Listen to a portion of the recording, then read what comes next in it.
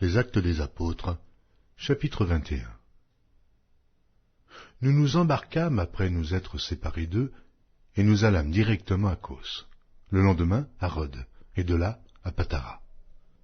Et, ayant trouvé un navire qui faisait la traversée vers la Phénicie, nous montâmes et partîmes.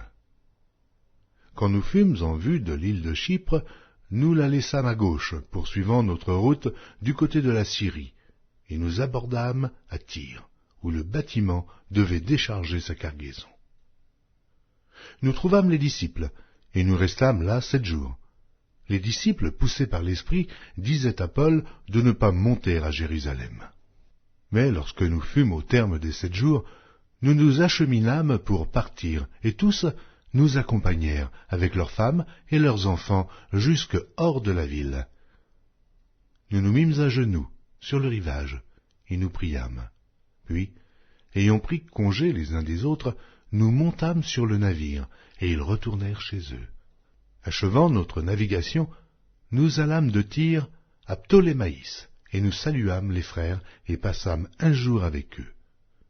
Nous partîmes le lendemain, et nous arrivâmes à Césarée. Étant entrés dans la maison de Philippe l'évangéliste, qui était l'un des 7, nous logeâmes chez lui. Il avait 4 filles vierges qui prophétisaient. Comme nous étions là depuis plusieurs jours, un prophète nommé Agabus descendit de Judée et vint nous trouver. Il prit la ceinture de Paul, se lia les pieds et les mains et dit : « Voici ce que déclare le Saint-Esprit. L'homme à qui appartient cette ceinture, les Juifs le lieront de la même manière à Jérusalem et le livreront entre les mains des païens. » Quand nous entendîmes cela, nous et ceux de l'endroit, nous priâmes Paul de ne pas monter à Jérusalem. Alors il répondit : « Que faites-vous en pleurant et en me brisant le cœur ? Je suis prêt non seulement à être lié, mais encore à mourir à Jérusalem, pour le nom du Seigneur Jésus. » Comme il ne se laissait pas persuader, nous n'insistâmes pas et nous dîmes : « Que la volonté du Seigneur se fasse. » En ces jours-là, nous fîmes nos préparatifs et nous montâmes à Jérusalem. Quelques disciples de Césarée vinrent aussi avec nous et nous conduisirent chez un nommé Mnason de l'île de Chypre, ancien disciple chez qui nous devions loger. Lorsque nous arrivâmes à Jérusalem, les frères nous reçurent avec joie. Le lendemain, Paul se rendit avec nous chez Jacques, et tous les anciens s'y réunirent. Après les avoir salués, il raconta en détail ce que Dieu avait fait au milieu des païens par son ministère. Quand ils l'eurent entendu, ils glorifièrent Dieu, puis ils lui dirent : « Tu vois, frère, combien de milliers de Juifs ont cru, et tous sont zélés pour la loi. Or, ils ont appris que tu enseignes à tous les Juifs qui sont parmi les païens à renoncer à Moïse, leur disant de ne pas circoncire les enfants et de ne pas se conformer aux coutumes. Que faire donc ? Sans aucun doute, la multitude se rassemblera, car on saura que tu es venu. C'est pourquoi, fais ce que nous allons te dire. Il y a parmi nous 4 hommes qui ont fait un vœu.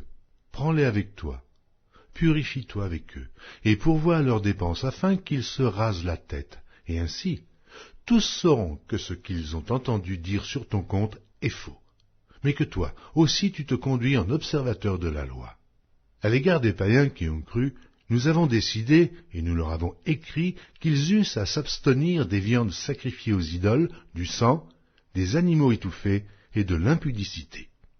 Alors Paul prit ces hommes, se purifia, et entra le lendemain dans le temple avec eux, pour annoncer à quel jour la purification serait accomplie, et l'offrande présentée pour chacun d'eux. Sur la fin des 7 jours, les Juifs d'Asie, ayant vu Paul dans le temple, soulevèrent toute la foule, et mirent la main sur lui, en criant : « Homme israélite, au secours ! Voici l'homme qui prêche partout et à tout le monde, contre le peuple, contre la loi et contre ce lieu. Il a même introduit des Grecs dans le temple et a profané ce saint lieu. » Car ils avaient vu auparavant Trophime d'Éphèse avec lui dans la ville, et ils croyaient que Paul l'avait fait entrer dans le temple. Toute la ville fut émue, et le peuple accourut de toutes parts. Ils se saisirent de Paul et le traînèrent hors du temple, dont les portes furent aussitôt fermées. Comme il cherchait à le tuer, le bruit vint au tribun de la cohorte que tout Jérusalem était en confusion. À l'instant, il prit des soldats et des centeniers et courut à eux. Voyant le tribun et les soldats, il cessèrent de frapper Paul. Alors le tribun s'approcha, se saisit de lui et le fit lier de 2 chaînes, puis il demanda qui il était et ce qu'il avait fait. Mais dans la foule, les uns criaient d'une manière, les autres d'une autre. Ne pouvant donc rien apprendre de certains à cause du tumulte, il ordonna de le mener dans la forteresse. Lorsque Paul fut sur les degrés, il dut être porté par les soldats, à cause de la violence de la foule, car la multitude du peuple suivait en criant « Fais-le mourir !» Au moment d'être introduit dans la forteresse, Paul dit au tribun « M'est-il permis de te dire quelque chose ?» Le tribun répondit « Tu sais le grec ? Tu n'es donc pas cet Égyptien qui s'est révolté dernièrement et qui a emmené dans le désert 4000 brigands ?»« Je suis juif, reprit Paul, de Tarse, en Cilicie, citoyen d'une ville qui n'est pas sans importance. Permets-moi, je te prie, de parler au peuple. » Le tribun, le lui ayant permis, Paul, debout sur les degrés, fit signe de la main au peuple. Un profond silence s'établit, et Paul, parlant en langue hébraïque, dit